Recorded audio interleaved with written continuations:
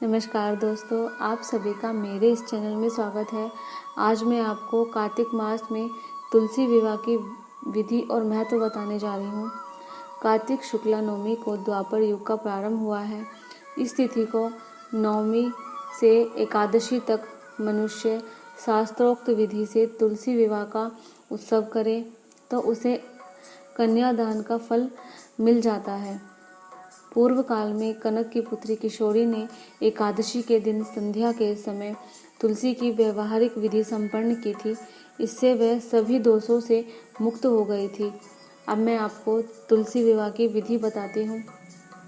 1 तोला स्वर्ण की भगवान विष्णु की प्रतिमा बनवाएं या अपनी भक्ति के अनुसार आधे या चौथाई तोले की बनवाएं, अथवा यह भी ना हो तो अन्य धातु के मिश्रण से भी बनवा सकते हैं।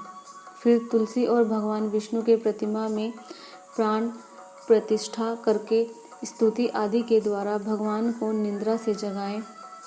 पहले देश काल स्मरण करके भगवान गणेश की पूजा करें। फिर वेद मंत्रों का उच्चारण करते हुए बाजे आदि की ध्वनि से भगवान विष्णु की प्रतिमा को तुलसी के निकट लाकर रख दें और प्रतिमा को सुंदर वस्त्रों व अलंकारों से सजाएं और उसी समय भगवान विष्णु का आवाहन करें। तत्पश्चात कांसे के पात्र में दही, घी और मधु रखकर उसे कांसे के ढक्कन से ढककर भगवान को अर्पण करते हुए इस प्रकार कहें कि हे वासुदेव, आपको नमस्कार है, यह मधुपर्क ग्रहण कीजिए। तब दोनों को एक दूसरे के समक्ष रखकर मंगल पाठ करके इस प्रकार गोधूली वेला में जब भगवान सूर्य कुछ कुछ दिखाई देते हैं तब कन्यादान का संकल्प करें और भगवान से यह प्रार्थना करें कि आदि, मध्य और अंत से रहित त्रिभुवन प्रतिपालक परमेश्वर, इस तुलसी को आप विवाह की विधि से ग्रहण करें।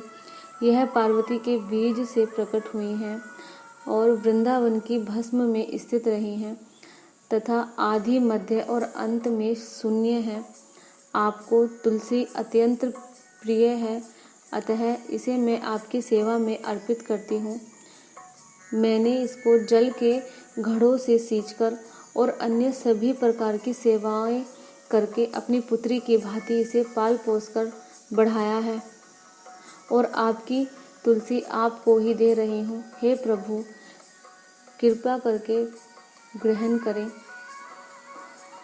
इस प्रकार तुलसी का दान करके फिर उन दोनों की पूजा करें और अगले दिन प्रातः काल में पुनः पूजा करके अग्नि की स्थापना करके उसमें मंत्रों से खीर, घी, मधु और तिल मिश्रित द्रव्य की 108 आहुति दें। आप चाहें तो किसी पंडित को बुलाकर भी पूजा करवा सकते हैं। तब भगवान से प्रार्थना करके कहें कि हे प्रभु, आपकी प्रसन्नता के लिए मैंने यह व्रत किया। इसमें जो भी कमी रह गई हो वह आपके प्रसाद से पूर्णता को प्राप्त हो जाए। अब आप तुलसी के साथ वैकुंठ धाम में पधारें। आप मेरे द्वारा की गई पूजा से सदा संतुष्ट रहकर मुझे कृतार्थ करें।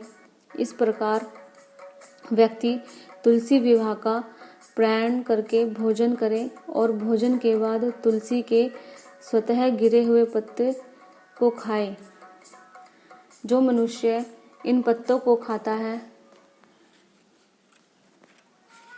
वह सभी पापों से मुक्त हो जाता है और भगवान के धाम को प्राप्त होता है।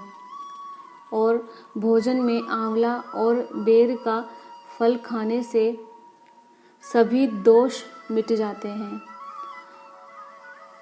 तो बोलिए तुलसा माता की जय।